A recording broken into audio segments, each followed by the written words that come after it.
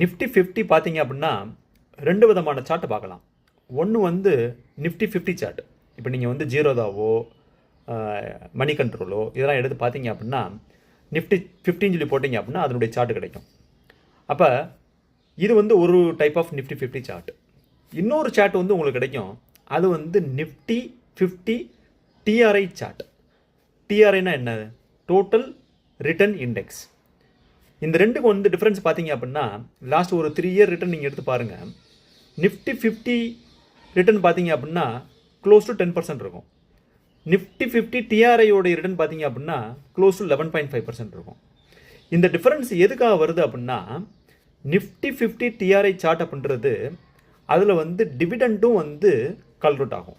இப்போ நிஃப்டி 50 வந்து 50 கம்பெனி இருக்குது அப்படின்னா அந்த 50 கம்பெனியுமே வந்து டிவிடெண்ட் கொடுப்பாங்க. அப்போ அந்த டிவிடெண்ட் வந்து இந்த சார்ட்டில் வந்து இன்க்ளூட் ஆகி நிஃப்டி 50 டிஆர்ஐ சார்ட் அப்படின்னு சொல்லி காமிக்கும். அப்போ நீங்கள் வந்து இண்டெக்ஸ் ஃபண்டில் இன்வெஸ்ட்மெண்ட் பண்ணும்போது அந்த இண்டெக்ஸ் ஃபண்டில் எப்பயுமே வந்து நிஃப்டி 50 கொடுக்கக்கூடிய டிவிடெண்ட் வந்து திரும்பவும் அதே கம்பெனியில் வந்து இன்வெஸ்ட் ஆகும்.